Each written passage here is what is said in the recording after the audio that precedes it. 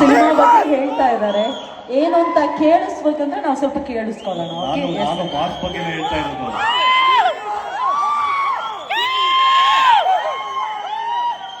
Robert ಸಿನಿಮಾದಲ್ಲಿ ಒಂದು major character ಮಾಡಬೇಕಾಗಿತ್ತು ನಾನು. ಅಣ್ಣ ಹೇಳಿದ್ರು, ಸೊ ನಾನು ಮಾಡ್ತಿದ್ದೀನಿ ಅಂತ ಅನ್ಕೊಂಡಿದ್ದೆ ಕೂಡ. ಅದಾದ್ಮೇಲೆ ತರುಣ್ ಅಣ್ಣ ಇರ್ಬೋದು, ದರ್ಶನ್ ಅಣ್ಣ ಇರ್ಬೋದು ಬಂದ್ಬಿಟ್ಟು, ಇಲ್ಲ ಮಗನೇ ನೀನು ಬಿಚ್ಚುಗತ್ತಿ ಅಂತ ಒಂದು ದೊಡ್ಡ ಸಿನಿಮಾ ಮಾಡ್ತಿದ್ಯಾ, ನನ್ನ ಸಿನಿಮಾದಲ್ಲಿ ಮಾಡಬೇಡ, ಅದಕ್ಕೂ ಕೋಟ್ಯಾಂತರ ರೂಪಾಯಿ ಪ್ರೊಡ್ಯೂಸರ್ ಇದ್ದಾರೆ ಅಂತ ಹೇಳಿದ್ರು. ಸೊ ಎಲ್ಲೋ ಒಂದ್ ಕಡೆ ನನಗೆ ಒಳ್ಳೇದಾಗತ್ತೆ ಅಂದಾಗ ಪ್ರತಿ ಹಂತದಲ್ಲೂ ಇವ್ರು ನಿಂತ್ಕೊಂಡ್ ಬಂದಿದ್ದಾರೆ. ತರುಣಣ್ಣ ನಮ್ಮಣ್ಣ ಹೇಗೋ, ದರ್ಶನಣ್ಣ ನಮ್ಮ ದೊಡ್ಡಣ್ಣ ತುಂಬಾ ಚೆನ್ನಾಗಿ ಗೊತ್ತು. ಇವತ್ತು ಪ್ರಾಬ್ಲಮ್ ಇದೆ ಅಂತ, ಬಟ್ ಡೆವಿಲ್ ಸಿನಿಮಾನ ನಾವೆಲ್ಲರೂ ಪ್ರಮೋಟ್ ಮಾಡೋಣ, ಹಬ್ಬ ಮಾಡೋಣ.